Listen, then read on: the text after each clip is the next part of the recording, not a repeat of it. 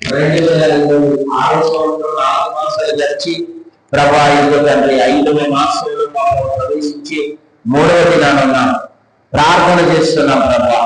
యేసు నామములోని కృప కలుగునుగాక. ఈ 3వ దినాన మా ప్రభువా తండ్రి మీ సన్నిధికి రావడానికి కృపను అనుగ్రహించారు. నన్ను మీరు తోడుకొని వచ్చి ఉన్నారు. మరి మీ దాసులకు కంటి ఆపరేషన్ జరగడాన్ని బట్టి ప్రభా ఇక్కడికి రావడం జరిగింది. మీ దాసులను ముట్టి తాకి స్వస్థపరిచి సంపూర్ణ ఆరోగ్యం, కృపాశక్తి, స్వస్థత శీఘ్రముగా కలగజేసి మహి పొందండి. అలా చేస్తారు కనుక వందనాలు. నాపై ప్రభావ మీ కృప అనుగ్రహించండి. మీ రక్తం చేతులను కడగండి.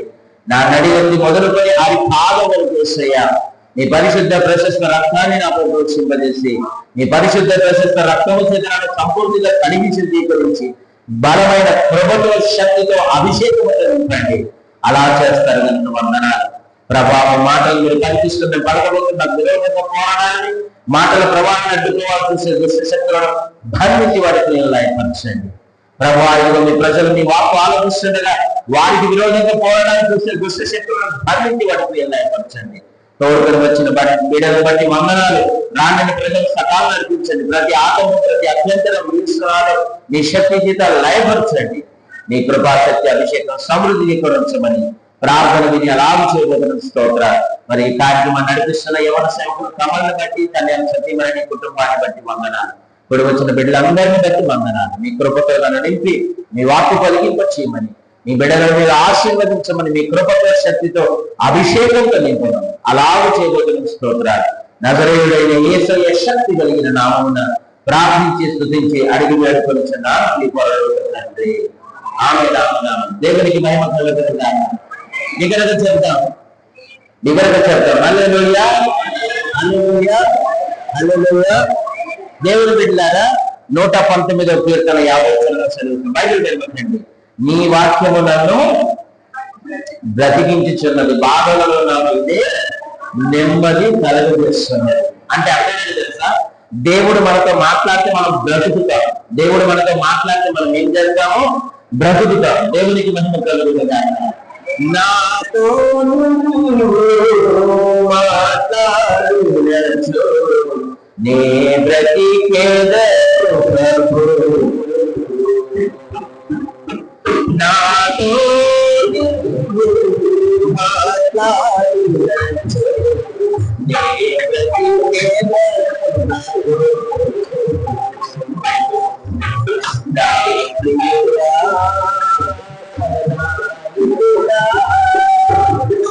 నా ప్రాణనా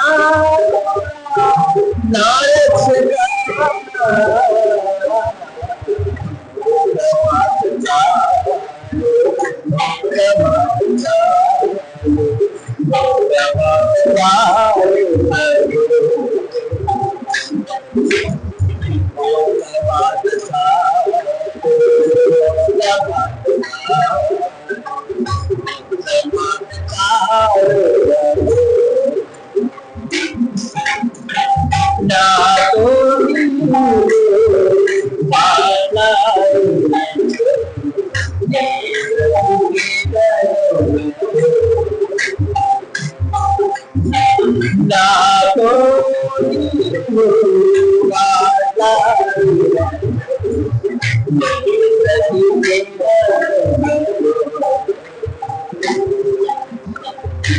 దేవునికి మహిమ కలుగునుగాక.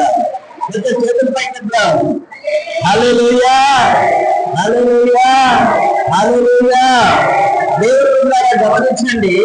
దేవుడు ఒక్క మాట పలికితే చాలు. ఆ ఒక్క మాట మనం ఏం చేస్తాం తెలుసా? బ్రతికింపజేస్తాం. దేవునికి స్తుతి కలుగునుగాక.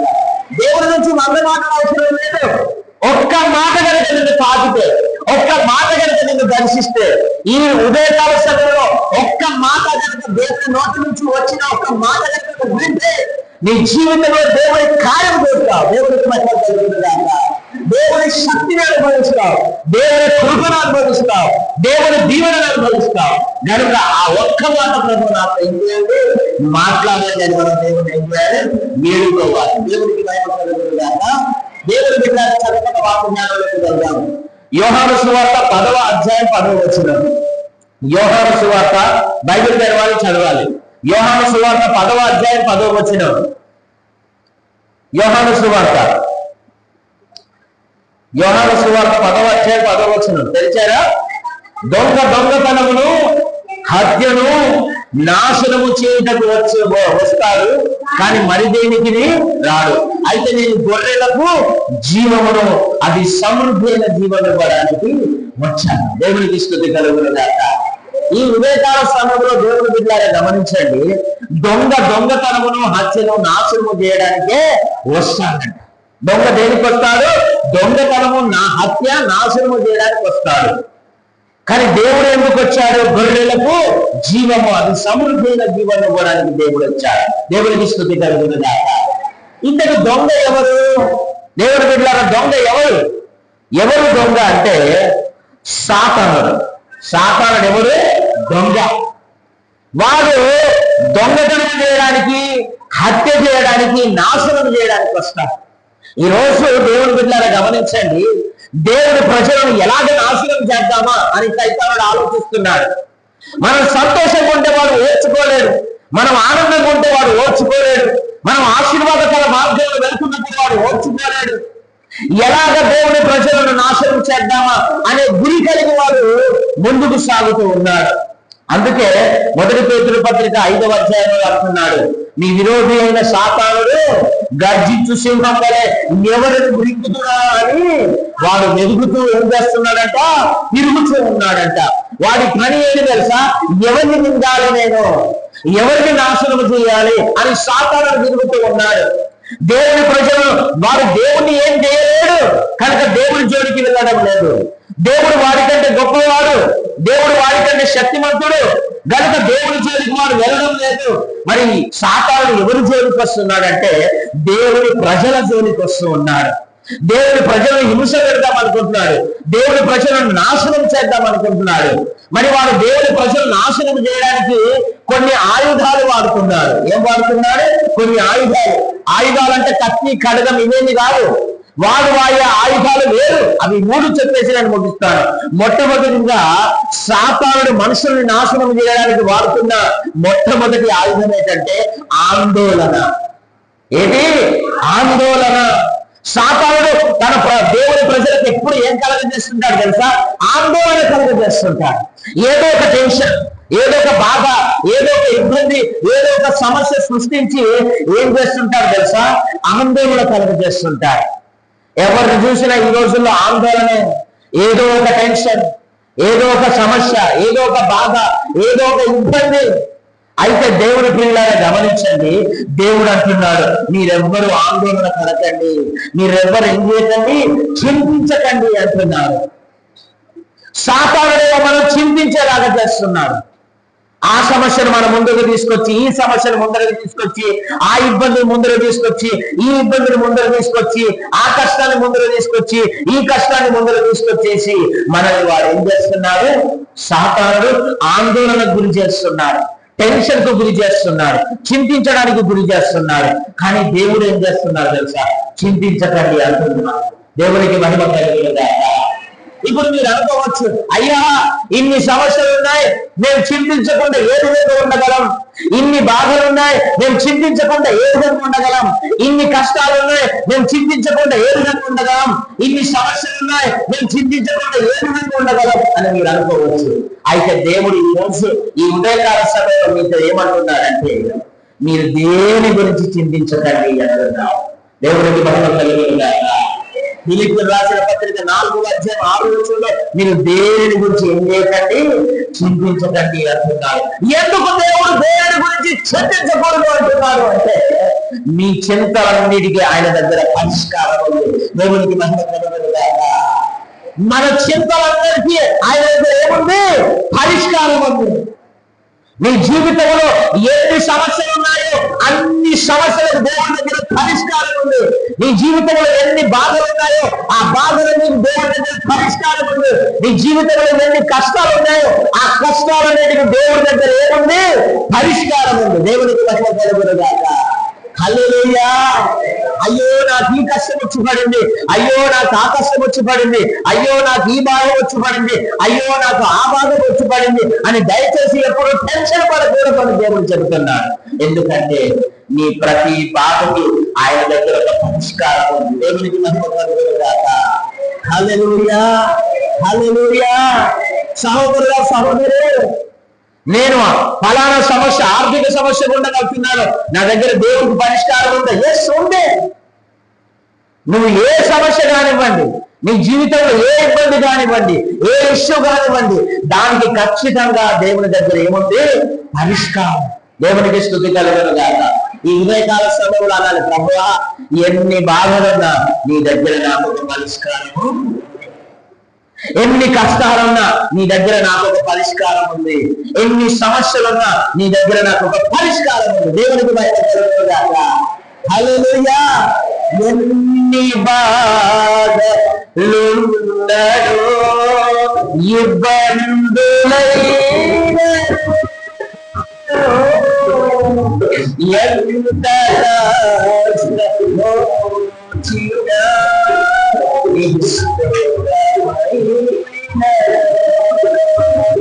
ఎన్ని బాధలున్నదో ఇబ్బందులైన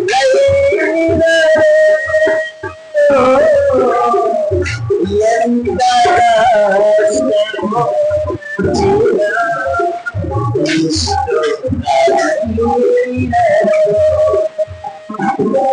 నీ మాట కాలయ్యా, నీ చూపు కాలయ్యా, నీ తోడు కాలయ్యా, నీ మాట కాలయ్యా, నీ చూపు కాలయ్యా, నీ తోడు కాలయ్యా.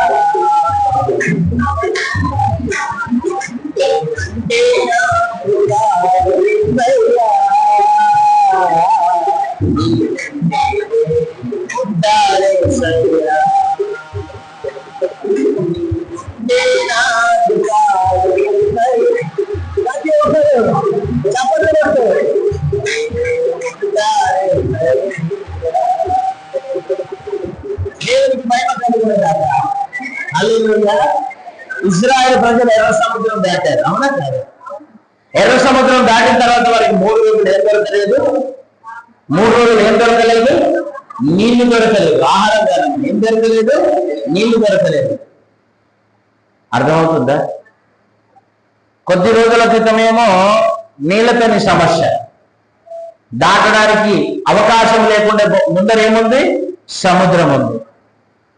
ఇప్పుడేమో నీళ్లు లేక సమస్య కదా. కొన్నిసార్లు నీళ్ళతో సమస్య, కొన్నిసార్లు నీళ్లు లేకుండా సమస్య.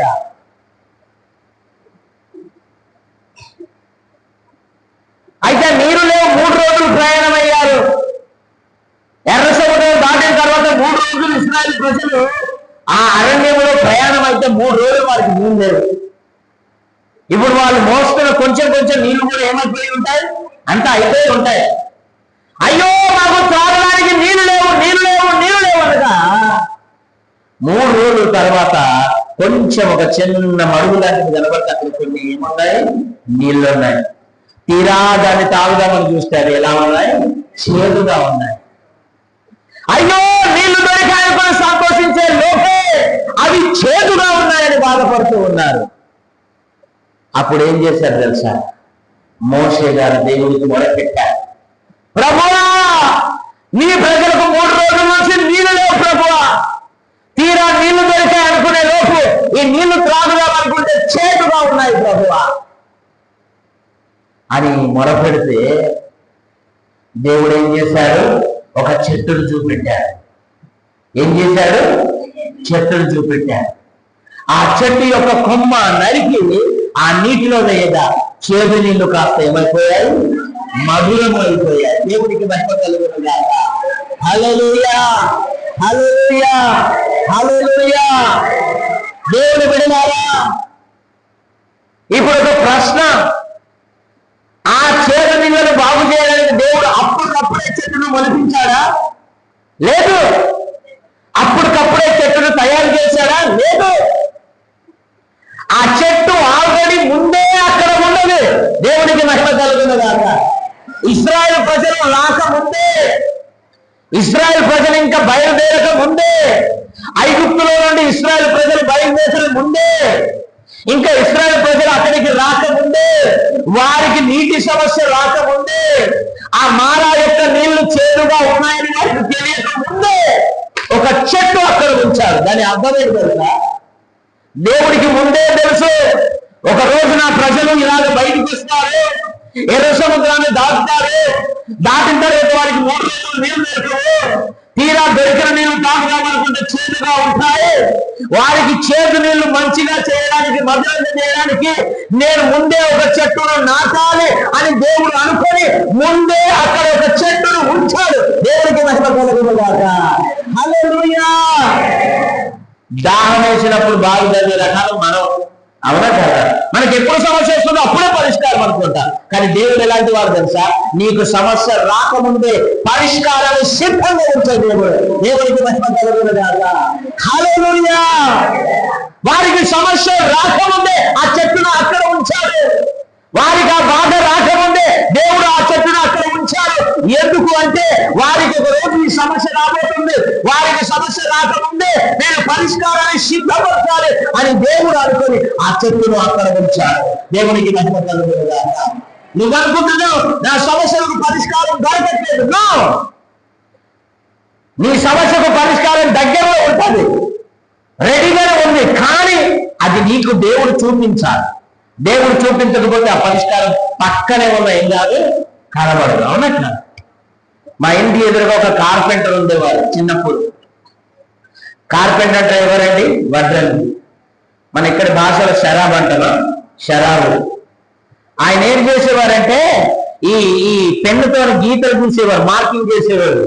కలప పైన మార్కింగ్ చేసి ఏం చేసేవాడు, ఈ పెన్నుని ఇక్కడ పెట్టేసుకొని మళ్ళీ పని చేసుకుంటుండేవాడు చెవి దగ్గర. ఒకరోజు అరగంట నుండి తిరుగుతూ ఉన్నాడు. తిరుగుతుంటే నేను అన్నాను, పెదనాన్న దేనికోసం తిరుగుతున్నారు మీరు అన్నాను. ఒరే అదిగా, చిన్నప్పుడు నేను చిన్నగా ఉన్నాను, అది కాదురా పెన్ను ఎక్కడ పెట్టి మర్చిపోయాను అంటున్నాడు. నిజానికి పెన్ను ఎక్కడ ఉంది తెలుసా? తన చెవి మీదనే ఉంది, అక్కడ పెట్టుకున్నాడు. పెన్ను ఎక్కడుంది అని తిరుగుతున్నా. నేను అన్నా, పెదనాన్న మీ బుర్రపాటు తిరిగట్లేదు, పెన్ను చెవి దగ్గర వచ్చుకొని పెన్నెక్కడ అంటున్నాను. నీకు విషయం తెలుసా? పరిష్కారం మన దగ్గరలోనే దేవుడు ఉంచుతాడు. పరిష్కారం మనకు అందుబాటులోనే దేవుడు ఉంచుతాడు. పరిష్కారం మనం అందుకునే దూరంలోనే దేవుడు ఉంచుతాడు. కానీ అది మనకు కనబడట్లేదు. ఎందుకు కనబడట్లేదు? దేవుడు చూపిస్తే తప్ప అది మనకు అయిందామో కనబడదు. అయితే గుర్తించేది తెలుసా? నీకు పరిష్కారం కనబడనంత మాత్రాన పరిష్కారం లేదని కాదు. నీకు పరిష్కారం కనబడనంత మాత్రాన ఇంకా నీ సమస్యకు పరిష్కారం లేదని కాదు. పరిష్కారం ఉంది, కానీ అది నీకు కనబడాలి. అది ఎవరు కనిపించేలాగా చేస్తారు తెలుసా? దేవుడే నీకు కనిపించేలాగా చేస్తాడు. ఎలాగ చూడండి, నిర్గమాకాండం 15వ అధ్యాయము 25వ వచనం. నిర్గమాకాండం 15వ అధ్యాయం 25వ వచనం. చూడండి, అతడు అంటే ఎవరు? మోషే గారు. ఏం చేశాడు యెహోవాకు? ఆగండి ప్రభువా, మా ప్రజలకు సమస్య వచ్చి పడింది ప్రభువా, మా ప్రజలకు బాధ వచ్చి పడింది ప్రభువా, మా ప్రజలకు ఇబ్బంది వచ్చి పడింది ప్రభువా, మాకు పరిష్కారం కనబడడం లేదు ప్రభువా అని మొరపెడితే, కంటిన్యూ చదువమ్మా. అంతట యెహోవా అతనికి ఒక చెట్టును ఏం చేశాడు? చెట్టును ఏం చేశాడు యెహోవా? ఆగండి, చెట్టును ఏం చేశాడు యెహోవా? చూపించాడు. దేవునికి మహిమ కలుగునుగాక. హల్లెలూయా. ఆయుర్వేదిక వైద్యం తెలుసా? ఆయుర్వేదం తెలిసిన వాళ్ళు కొంతమంది ఉంటారు. మనం మామూలు గడ్డిలో నడుస్తుంటే ఇది గడ్డి అనుకుంటాం, మనకేం తెలియదు. కానీ వాళ్ళకే ఆ గడ్డిలో ఒక ఔషధం ఉందని తెలుస్తుంది. అర్థమవుతుందా? అది అందరికి తెలియదు. ఆ చెట్టు పక్కనే ఉంది, ఆ చెట్టు అందుకునేంత డిస్టెన్స్ లోనే ఉంది, ఆ చెట్టు దగ్గరలో ఎక్కడో 1000 కిలోమీటర్లు ఉంచులే ఆ చెట్టుని. నీకు గుర్తుపెట్టుకోవాల్సిన విషయం ఏంటి తెలుసా? ఎప్పుడు దేవుడు పరిష్కారాలు నీకు దగ్గరలోనే పెడతారు, నీకు అందుబాటులోనే పెడతారు, నువ్వు రీచ్ అయ్యే పొజిషన్ లోనే పెడతారు. నీకు 100 కిలోమీటర్లు దూరం ఉంటే పెట్టరు. నన్ను కమల్ నిన్న సాయంత్రం పిలిచాడు. కమల్ చాలా గొప్పడు. ఎందుకు తెలుసా? గంట ముందే పిలుస్తాడు ప్రార్థనకి. అన్ని ప్రయత్నాలు చేసి ఎవరు దొరకపోతే నన్ను నేను గుర్తొచ్చినట్టున్నాను. పాస్ గారు అయితే మరి నో ఆందోళన. థ్యాంక్ యూ, సరదాగా అంటున్నాను. ఎందుకు నన్ను పిలిచారు తెలుసా? దగ్గరలో ఉంటాను. అవునా కాదు? నేనే గడ్డిపల్లి దగ్గర ఉన్నాను అనుకోండి, అయ్యగారు మీరు ఉదయం రండి అంటే నీకు దండం నాయన, గజపతి నగరం నుంచి నేనేం చేయలేను, రాలేను అనేస్తా. నేను దగ్గరలో ఉన్నాను కాబట్టి నన్ను పిలిచాడు, నేను అందుబాటులో ఉన్నాను కాబట్టి నన్ను పిలిచాడు. కాబట్టి ఈరోజు వాక్యం చెప్పే వ్యక్తి నేను బొత్తుల్లో అందుబాటులో ఉన్నాను. కరెక్ట్ గా పట్టుబడి 10 నిమిషాలు కాకపోతే ఇక్కడ ఉన్నాను. ఎందుకు? దగ్గరలో ఉన్నాను. గుర్తుపెట్టుకోండి, దేవుడు ఎప్పుడు మన పరిష్కారాలు దగ్గరలోనే పెడతాడు. దేవునికి అందుబాటులోనే పెడతాడు, దూరంగా వచ్చాడు. బట్ ప్రాబ్లం ఏదో తెలుసా, అది మనకు కనబడడం లేదు. మన దగ్గరలోనే పరిష్కారం ఉంది, మనకు కనబడడం లేదు. మనకు సమీపంలోనే పరిష్కారం ఉంది, అది మనకు కనబడడం లేదు. ఇంకొక గుడ్ న్యూస్ చెప్తున్నాను, మనకు సమస్య రాకముందే పరిష్కారం రెడీగా ఉంది, అది కనబడడం లేదు. అయితే మోషే ఏం చేశాడు? యెహోవాకు మొరపెట్టాను, యెహోవా ఏమో ఇతనికి పరిష్కారాన్ని చూపెట్టాను. నీకు విషయం తెలుసా, సమస్య ఉంది ప్రభు అని మొరపెట్టడం మనకు, ఆ సమస్యకు పరిష్కారం చూపెట్టడం దేవుడు. కానీ దేవునికి మహిమ కలుగును గాక. నువ్వు మొరపెట్టడం అని పని చేస్తే, నువ్వు మొరపెట్టడం కనుక చేస్తే దేవుడు తన పరిష్కారాన్ని చూపెట్టడం ప్రారంభిస్తాడు. దేవునికి స్తుతి కలుగును గాక. ఈ సమస్యను ఇలా డీల్ చేయాలి, ఈ సమస్యను ఇలా డీల్ చేయాలి, ఈ సమస్యకు ఇలాంటి పరిష్కారం రావాలి, ఈ సమస్యకు ఇలాంటి పరిష్కారం నీ దగ్గరికి వస్తాడు అని దేవుడు నీకు చూపెడతాడు. బహుశా నీకు హెల్ప్ చేసే వ్యక్తులను చూపెడతాడేమో, నీకు సహాయం చేసే మనుషులను చూపెడతాడేమో, లేదా నీకు సహాయం చేసే పరిస్థితులను నీకు కలగ చేస్తాడేమో. దేవునికి మహిమ కలుగును గాక. కనుక దేవుని బిడ్డలారా, సాతానుడు మనకు శ్రమలను, బాధలను, ఇబ్బందులు చూపించి టెన్షన్ పడండి అంటూ ఉంటాడు. అయితే దేవుడు ఏమంటున్నారు తెలుసా? చింతించకండి, నీ సకల సమస్యలకు నేను పరిష్కారాన్ని సిద్ధపరిచే ఉన్నాను. ఇంకా సమస్య రాకముందే పరిష్కారాన్ని సిద్ధపరిచాను, ఇంకా బాధ రాకముందే పరిష్కారాన్ని సిద్ధపరిచాను, అది దగ్గరలోనే ఉంది. నువ్వు కనుక నాకు మొరపెడితే నేను ఏం చేస్తాను? నీకు చూపెడతాను. దేవునికి స్తుతి కలుగును గాక. మన ప్రాబ్లం ఏంటి తెలుసా? నాకు సమస్య ఉందని వాళ్ళకి చెప్తాను, నాకు సమస్య ఉందని వీళ్ళకి చెప్తాను, నాకు సమస్య ఉందని అందరికీ చెప్తాను, నాకు సమస్య ఉందని దేవుడికి చెప్పను. మా బాధ వినండి అని 10 మందిని వేడుకుంటాం, నా సమస్యను వినండి అని అందరిని వేడుకుంటాం. కానీ దేవుడి దగ్గరికి వెళ్ళి ప్రభువా ఈ సమస్యకు ఒక పరిష్కారం చూపెట్టవా అని మనం మొరపెట్టడం లేదు. అర్థమవుతుందా? బెయేర్షెబా అరణ్యంలో తిరుగుతూ ఉన్నారు ఎవరు? హాగరు, ఆమె కుమారుడు. ఏమి లేక? తాగడానికి నీళ్లు లేక. అయ్యో నా కుమారుని నేను చావును చూడలేకపోతూ ఉన్నాను అంటున్నారు. ఎవరు? హాగరు. ఎందుకు? ఇన్ని రోజులు అబ్రహాముని నమ్ముకొని ఉన్నారు. ఎవరు? హాగరు. ఒక రోజు అబ్రహాం ఏం చేశాడు? విడిచిపెట్టాడు. మీకు విషయం తెలుసా? ఎవరిని టూ మచ్ గా నమ్ముతాం వాళ్ళు ఖచ్చితంగా వదిలేస్తాడు ఏదో ఒక రోజున. మనం చాలా సందర్భాలలో మనుషుల్ని టూ మచ్ గా ఎక్కువగా నమ్ముకుంటాం. ఎక్కువగా నమ్ముకున్న వాళ్ళు చాలా సందర్భాలు మనకు హ్యాండ్ ఇస్తుంటారు, మనల్ని వదిలిస్తుంటారు. అందుకే మనుషులను నమ్ముకునడం కంటే యెహోవాను ఆశ్రయించుట మేలు. యెహోవాను ఆశ్రయించడం మేలు మనుషులను నమ్ముకున్న కంటే. మనుషుల సాయం వ్యర్థమురా, రాజుల నమ్మిన వ్యర్థమురా. మనుషుల సాయం వ్యర్థమురా, రాజుల నమ్మిన వ్యర్థమురా. యెహోవాను ఆశ్రయించుట, యెహోవాను ఆశ్రయించుట ఎంతో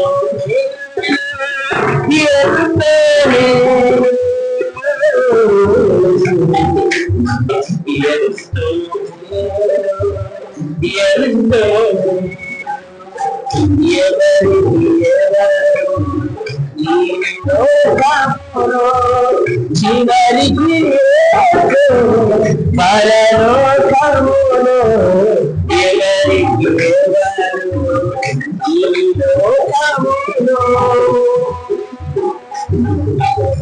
దేవునికి మహిమ కలుగును గాక. హల్లెలూయా. చూడండి ఆదికాండం 21వ అధ్యాయం. కాబట్టి 21వ అధ్యాయము 14వ వచనం. కాబట్టి తెల్లవారినప్పుడు అబ్రహాము లేచి ఆహారమును నీళ్ళ తిత్తి అంటే ఏంటి తెలుసా? Skin bags. మా ఏరియాలో చిన్నప్పుడు ఫారెస్ట్ డిపార్ట్మెంట్ వాళ్ళు వచ్చేవారు. వారు ఒక స్పెషల్ బ్యాగ్ తీసుకొచ్చేవారు, జూట్ బ్యాగ్, జమ్ముతో తయారు చేసేబడిన బ్యాగ్. వెరీ స్పెషల్ బ్యాగ్ అన్నమాట. అందులో నీళ్లు పెడితే ఫ్రిడ్జ్ వాటర్ కంటే చల్లగుండేది. ఆ స్పెషల్ బ్యాగ్ అన్నమాట. సో ఇక్కడ కూడా నీళ్ల తిత్తి అంటే స్కిన్ బ్యాగ్ ఆఫ్ వాటర్. ఈ నీళ్ల తిత్తిలో ఏం చేశాడు? నీళ్లు పోసి కొంచెం ఏం చేశాడు? ఆహారం పెట్టేసి ఆ పిల్లవాడితో కూడా హాగరునకు అప్పగించి ఆమె భుజము మీద వాటిని పెట్టి ఆగండి. హాగర్ ఏమనుకున్నది తెలుసా? జీవితం అంతా మా ఆయన నన్ను తన భుజం మీద మోస్తాడనుకున్నాను, నా కుమారుణ్ణి మా ఆయన భుజం మీద మోస్తాడనుకున్నాను. ఎవరు? హాగర్. కానీ ఇక్కడ గమనించాల్సిన విషయం ఏంటి తెలుసా? ఆ బరువు బాధ్యతలన్నీ ఇప్పుడు అబ్రహాం ఎవరి భుజం మీద వేశాడు? హాగర్. చాలా సార్లు పరిస్థితులు ఉల్టా అయిపోతుంటాయి. మనం ఊహించింది ఒకటి, జరిగేది ఒకటి. మనం ఎక్స్పెక్ట్ చేసింది ఒకటి, జరిగేది ఒకటి. అయ్యో దేవుడు ఈ భారాన్ని మోస్తాడేమనుకునే లోపు, అసలు అబ్రహాం ఈ భారాన్ని మోస్తాడనుకునే లోపు అబ్రహాం ఆ భారాన్ని బరువుని ఎవరి మీద పెట్టాడు? హాగరు మీద పెట్టేశాడు. పెట్టేసి ఆమెను ఏం చేశాడు? ఒకటి, భారం పెట్టడమే కాదు, రెండవది ఆమెను పంపివేశాడు. ఆమెను ఏం చేశాడు? పంపివేశాడు. ఎక్కడికి పంపివేశాడు తెలుసా? బెయేర్షెబా అరణ్యంలో పంపివేశాడు. జనాలు మనల్ని ఎక్కడ వదిలేస్తారు తెలుసా? అడవిలో వదిలేస్తుంటారు. అప్పుడప్పుడు జనాలు ఎప్పుడు వదిలేస్తారు? అడవిలో, అరణ్యంలో వదిలివేశాను. ఆ బెయేర్షెబా ఆమె వెళ్ళి బెయేర్షెబా అరణ్యంలో అటు ఇటు ఏం చేస్తుండేను? తిరుగుతుండేను. అటు ఇటు తిరుగుతుంది. ఏం చేయాలో అర్థం కావట్లేదు. ఆమె ఫ్యూచర్ ఏంటో అర్థం కావట్లేదు. ఆమె భవిష్యత్ ఏంటో అర్థం కావట్లేదు. ఆమె కుమారుడి భవిష్యత్ ఏంటో అర్థం కావట్లేదు. దిక్కు తోచకుండా, ఏం చేయాలో అర్థం కాకుండా ఆ బెయేర్షెబా అరణ్యంలో హాగర్ ఏం చేస్తూ ఉన్నది? అటు ఇటు ఏం చేస్తుంది? తిరుగుతూ ఉన్నది. ఏం జరిగింది? ఆ తిత్తిలోని నీళ్లు అయిపోయాను. తిత్తిలోని నీళ్ళు ఏమైపోయాను? అయిపోయాయి. ఇప్పుడు ఆ తల్లి అయ్యో తిత్తిలో నీళ్ళు అయిపోయాయి. తిత్తి అంటే ఎంత ఉంటుందండి? ఇంత ఉంటది. ఇప్పుడు నాకు వాటర్ బాటిల్ తీసుకొచ్చారు. ఆ వాటర్ బాటిల్ ఎంతసేపు ఉంటుంది? కొద్దిసేపు ఉంటుంది. ఆ తిత్తిలో నీళ్ళు కొద్దిసేపు ఉన్నాయి. ఆ తిత్తిలో నీళ్ళు కొంచెం సేపు ఉన్నాయి. అది అయిపోయేసరికి హాగరు ఏడుస్తుంది, అయ్యో తిత్తిలోని నీళ్ళన్నీ అయిపోయాయి. నా కుమారుడే చిన్నవాడు, వాడు దాహంతో ఏం చేయబోతూ ఉన్నాడు? బహుశా చనిపోబోతూ ఉన్నాడు. ఇంకా అతని మరణాన్ని నేను ఏం చేయలేను, చూడలేను అనుకుని ఆ బాలుని కొంచెం దూరంలో పెట్టేసి, మీకు విషయం తెలుసా? కొద్దిసేపటి క్రితం తండ్రి వదిలేశాడు ఆ బాలుని. కాసేపు అయిన తర్వాత తల్లి కూడా ఏం వచ్చింది? వదిలేసింది. ఇప్పుడు ఎవరైనా అతనికి ఎవరు లేదు. జాగ్రత్తగా వినండి, ఎవరు లేదు అని అనుకునే వారికి దేవుడు కూడా ఉంటాడు. దేవునికి మహిమ కలుగునుగా. హల్లెలూయా, హల్లెలూయా. నాకు ఎవరు లేరు, నేను నిస్సహాయుణ్ణి, నేను నిస్సహాయురాల్ని. సహోదరుడు నువ్వు అలాగంటున్నారా? నీకెవ్వరు లేకపోతే సంతోషించదు, నీకు దేవుడు కూడా ఉంటాడు. దేవుడికి స్తుతి కలుగునుగా. కోనేరు దగ్గర 35 సంవత్సరాల నుంచి పడి ఉన్న ఒక వ్యక్తి, అయ్యా యేసు ప్రభువు వెళ్ళి అన్నాడు, బాగుపడకూర్చున్నావు బాబు అంటే, అయ్యా నేను బాగుపడకూర్చున్నాను. కానీ దేవదూత వచ్చి ఈ కోనేటి నీళ్లను కదిలించినప్పుడు అందులో దించడానికి నాకు ఎవరు లేరు. నిర్భాగ్యుని ప్రభువా, నిస్సహాయుని ప్రభువా, దిక్కులేని ప్రభువా, ఏ సహాయం లేని ప్రభువా అని దేవునికి మొదలుపెడితే, బాబు నీకెవ్వరు లేరని నాకు తెలుసు, అందుకే నేను నీ దగ్గరికి వచ్చాను. దేవునికి మహిమ కలుగునుగా. హల్లెలూయా. అక్కడ కొన్ని వేల మంది పడి ఉంటారు. ఎవరి దగ్గరికి యేసయ్య ఎందుకు వెళ్ళలేరు? ఈ ఒక్కరి దగ్గరికి ఎందుకు వచ్చాడు అంటే, ఈ ఒక్కడికే ఎవడు లేడు, ఈ ఒక్కడే నిర్భాగ్యుడు, ఈ ఒక్కడే నిస్సహాయుడు, ఈ ఒక్కడే దిక్కులేని వాడు. ఆ దిక్కులేని వారి దగ్గరికి ఎవరు వచ్చారు? యేసయ్య వచ్చారు. దేవునికి మహిమ కలుగునుగాక. వచ్చేసి దేవుని బిడ్డలారా అతనికి అతను ఊహించని రీతిలో స్వస్థత దయచేశారు. దేవునికి మహిమ కలుగునుగాక. అసలు బెతెస్దా కోనేరు దగ్గర ఎలా స్వస్థత కలుగుతుంది? దేవదూత రావాలి, నీళ్ళను కదల్చాలి. ఆ నీళ్ళలో ముందు ఎవరు దుంకుతాడో అది పెద్ద రన్నింగ్ రేస్ లాగా ఉంది. ఎవరు ముందు? అవునా కాదా? ఇప్పుడు నేను ఇక్కడ ఏదైనా డైమండ్ లేదు నా దగ్గర ఉన్నదని అనుకోకండి. భవిష్యత్ ఇక్కడ డైమండ్ పెడతాను అనుకోండి, రండి అన్నాను అనుకోండి. ఈ కుర్రల్లో బలవంతుడు ఎవరు పట్టుకెళ్ళిపోతారు, మిగతా బలహీనులు అయ్యో అయ్యగారు బొబ్బిల్లో ఉండగా మాట చెప్తే బాగుంది, నేను గట్టిగా రెడీ అయిపోయినప్పుడు అనుకుంటాను. వినండి, బలమున్నోడే రాజ్యం, బలహీనులకు చోటు లేదు. కానీ దేవుడు ఎవరి దగ్గరికి వెళ్ళారు తెలుసా? బలహీనుడి దగ్గరికి వెళ్ళారు. కొంచెం బలం కలిగిన వారు దేవదూత వచ్చి నీళ్ళను కదలగానే అందులోకి వెళ్ళి స్వస్థత పొందుకుంటారు. కొంచెం సహాయకులు ఉన్నవారు దేవదూత వచ్చి నీళ్లు కదల్చగానే వాళ్ళ సహాయంతో వెళ్ళి ఏం చేస్తున్నారు? స్వస్థత పొందుకున్నారు. వీడికి బలము లేదు, వీడికి సహాయం చేసేవాడు ఎవరు లేదు. అందుకే ఎవరు దర్శించారు? దేవుడు. దేవునికి మహిమ కలుగునుగాక. ఇప్పుడు ఆ విధంగా దర్శించిన దేవుడు అయ్యా నాకు కోనేట్లో దించడానికి ఎవరూ లేరు అంటే యేసయ్య అన్నాడు. బాధపడు, నేను నీ దగ్గరికి వచ్చాను కనుక దేవుడికి అవసరం లేదు. నువ్వు ఊహిస్తున్నావు. నువ్వు ఇప్పుడు అక్కడ దగ్గరికి వచ్చినప్పుడు ఏమనుకున్నాను తెలుసా? దేవదూత రావాలి, అప్పుడు ఈయన వచ్చేసి నన్ను అందులో ఏం చేస్తాడు? దింపుతాడేమో అనుకున్నాడు. ఒరే బాబు, నేను దేవదూత వచ్చినప్పుడు నిన్ను నీళ్ళు దించడానికి రాలేదు. దేవదూత అవసరం లేకుండానే నీకు స్వస్థత ఇవ్వడానికి వచ్చాను. దేవునికి మహిమ కలుగునుగాక. హల్లెలూయా. అతను ఎక్స్పెక్ట్ చేసిన విధానం ఒకటి, దేవుడు అద్భుతం చేసిన విధానం ఇంకొకటి. దేవుడు ఎప్పుడు ఏం చేస్తారు తెలుసా? మనం ఎక్స్పెక్ట్ చేయని విధానంలో, మనం ఊహించని విధానంలో మన జీవితంలో అద్భుతాలు చేస్తారు. దేవునికి స్తుతి కలుగునుగాక. మరలా ఆదికాండం దగ్గరికి రండి. ఇప్పుడు ఈ బాలుని మొదట తండ్రి వదిలేశారు, ఇప్పుడు ఎవరు వదిలేశారు? తల్లి వదిలేశారు. అయ్యో నా కుమారుడు చనిపోతాడు, అతని చావును నేను చూడాలని దూరంగా వదిలేసి వచ్చి ఏడుస్తుంటే పరలోకము నుండి దేవుడు తన దేవదూతను పంపించాడు. ఓ హాగరు, ఏంటి నీ పరిస్థితి అంటే, అయ్యా నా కుమారుడు దేనితో? దాహంతో ఏం చేయబోతున్నాడు? చనిపోబోతున్నాడు. చూడండి, చాలా అద్భుతమైన మాట. ఆదికాండం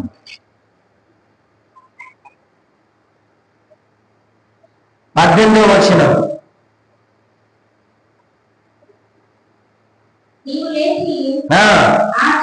దానికంటే ముందు 17 దేవుడు ఆ చిన్నవాడి మొర వినను. దేవుని దూత ఆకాశం నుండి ఆగరును పిలిచి, ఆగరు నీకేమి వచ్చింది? ఆగండి, ఏమి వచ్చింది? సమస్య వచ్చింది. ఏం వచ్చిందంటే ఏమొచ్చింది? సమస్య. ఎలాంటి సమస్య వచ్చింది? ప్రాణం పోయేంతటి సమస్య వచ్చేసి, ప్రాణం పోయేంతటి సమస్య వచ్చింది. ఇంకొద్దిసేపు అయితే నా కొడుకు ఏమైపోతాడు? చనిపోతాడు అనే సమస్య వచ్చింది. అప్పుడు దేవుని దూత అంటుంది, భయపడకుము, ఆ చిన్నవాడున్న చోట దేవుడు వారి స్వరమును విని ఉన్నాడు. నీవు లేచి ఆ చిన్నవాడిని లేవనెత్తి నీ చేత పట్టుకొనుము. ఆగండి, చిన్నవాడిని దూరంగా ఉండకు, వాడిని చేతితో పట్టుకో. అంటే అర్థం ఏంటి తెలుసా? చిన్నవాడు చచ్చిపోతాడు, ఇంకా అతని దగ్గర నేను వెళ్ళలేదని హోప్స్ అని వదిలేశాడు.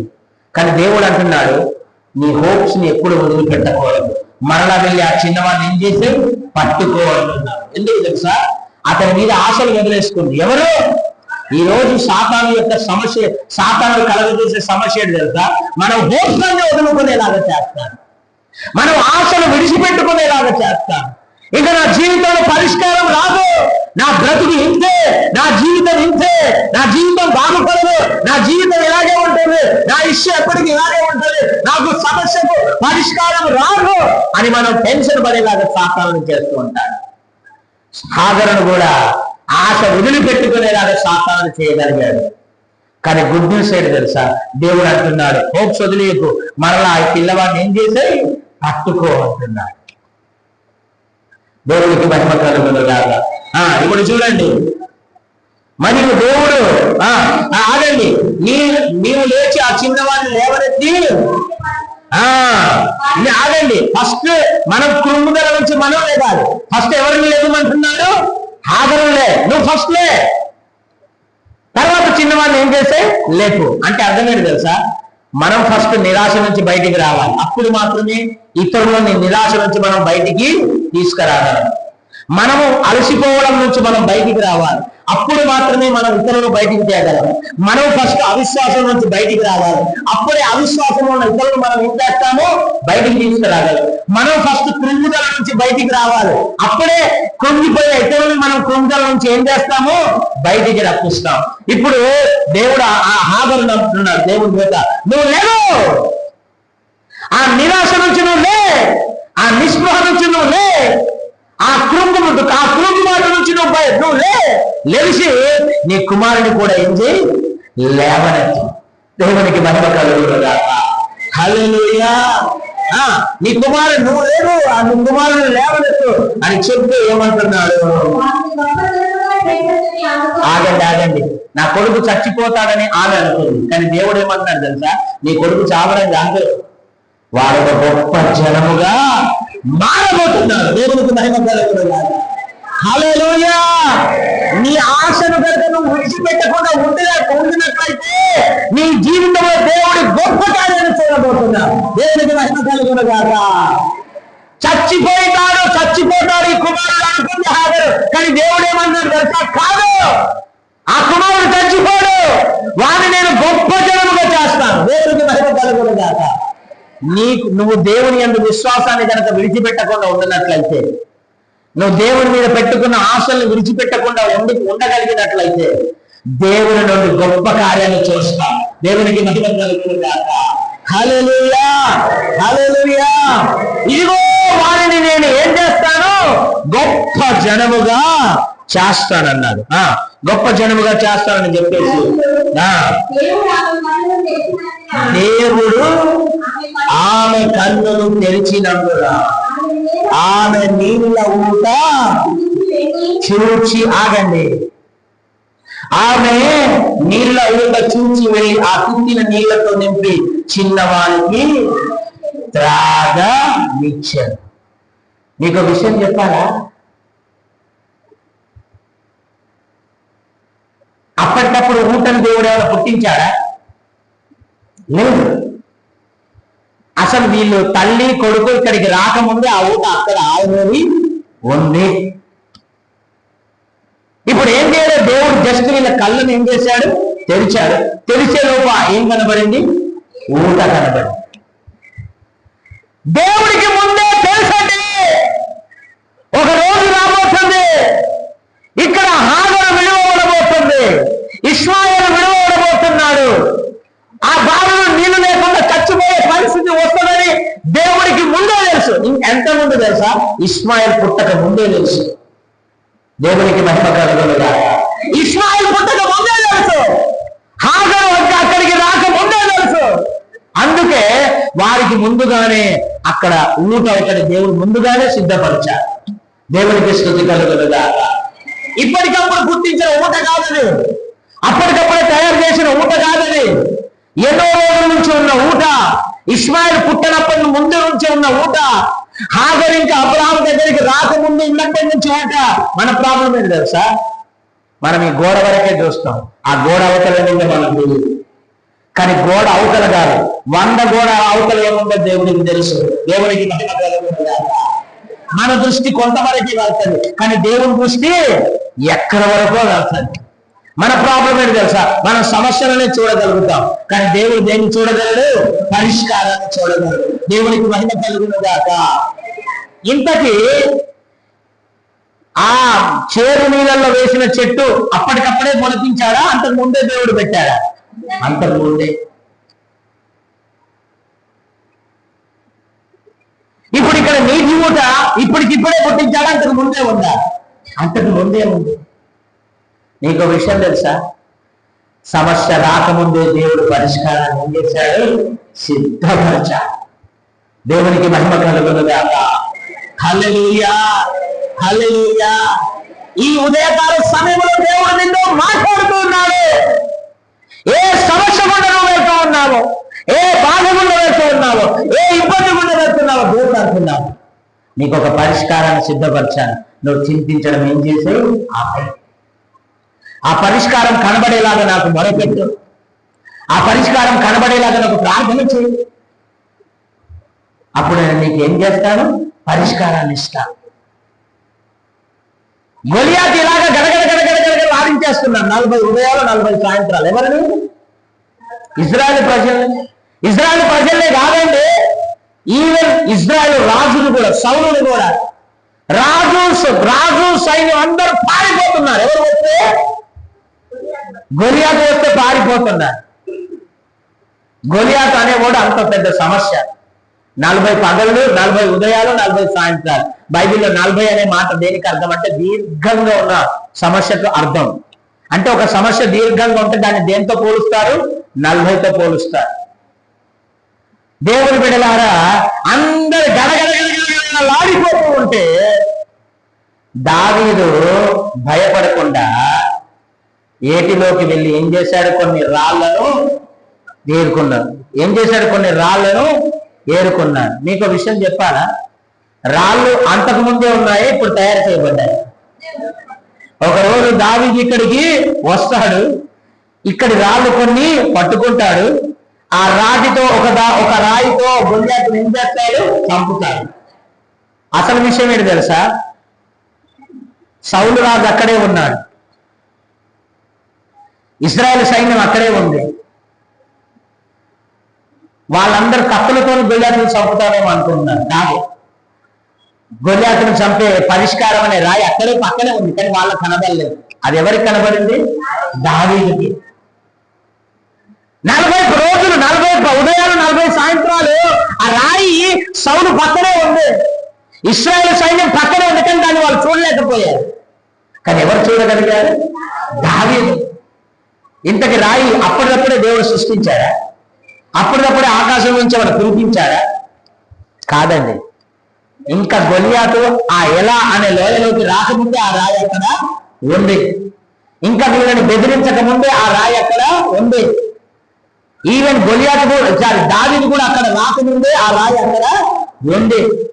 కానీ మిగతా వాళ్ళకు దావీదుకు డిఫరెన్స్ ఏంటంటే, దావీదుకు దేవుడు దాన్ని చూపించాడు, మిగతా వారు అది ఏం చేయలేకపోయారు? చూడలేకపోయారు. నువ్వు అనుకుంటున్నావు నా సమస్యకు పరిష్కారం లేదని, కానీ సమస్య రాకముందే దేవుడు సిద్ధపరిచాడు పరిష్కారం. దేవుడికి మహిమ కలుగును గాక.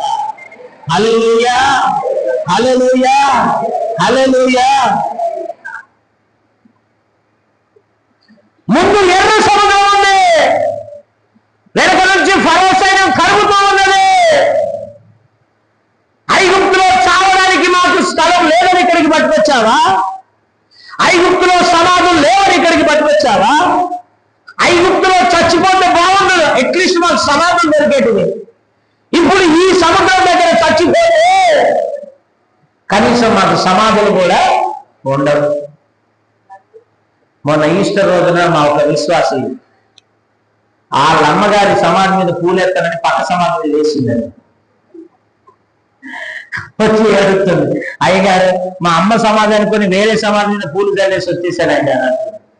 అమ్మ, మీ అమ్మేమో అక్కడ ఉందా, సోచుందా? ఆవిడ కళ్ళలేదు. ఎందుకు అలా కన్ఫ్యూజ్ అయిందంటే, ఇంకా సమాధి కట్టలేదు, రీసెంట్గా చనిపోయింది. వర్షం పడ్డ తర్వాత లెవెల్ అయిపోయింది, గ్రౌండ్ లెవెల్ అయిపోయేసరికి వీళ్ళ అమ్మ సమాధి గుర్తులేదు, పక్క సమాధి పూలు చల్లేసి వచ్చేసింది అన్నమాట. తర్వాత అన్నారు, ఇది మా నాన్న సమాధి, దీని మీద చదివిపోతుంది అనేసింది.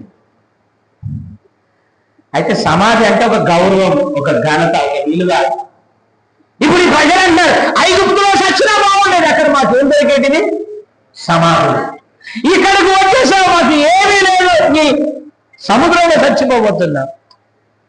ఏమండి, మా బంధువు ఒకరు వైజాగ్లో చనిపోతే హైదరాబాద్ దాటి వారి ఊరికి తీసుకెళ్ళాం, దగ్గర 50,000 ఖర్చు పెట్టి. ఎందుకు? మృతదేహానికి చివరి గౌరవం ఏంటి? సమాధి. ఇప్పుడు ఆ గౌరవం కూడా దక్కదు మాకు అని అంటూ ఉన్నారు. కానీ వినండి, చచ్చిపోయేది ఇశ్రాయేలు ప్రజలు కాదు, చచ్చిపోయేది ఎవరు? ఐగుప్తీయులు. అది ఎవరికి తెలుసు? దేవుడికి తెలుసు. సాతాను వచ్చి నిన్ను చంపుతాను అంటాడు. కానీ సాతాను మనల్ని చంపడు, మనమే వాడిని చంపుతాం. దేవుడికి మహిమ కలుగుతుంది. కానీ యెజెబెలు ఏలియా దగ్గరికి వచ్చి నిన్ను చంపుతాను అంటే పాపం మనోడు పారిపోతున్నాడు. చంపగలిగింది? నిన్ను నన్ను ముట్టడం ఎవరి తాత తరం కాదు, దేవుడు మనతో ఉన్నప్పుడు. దేవుడికి మహిమ కలుగుతుంది. అయితే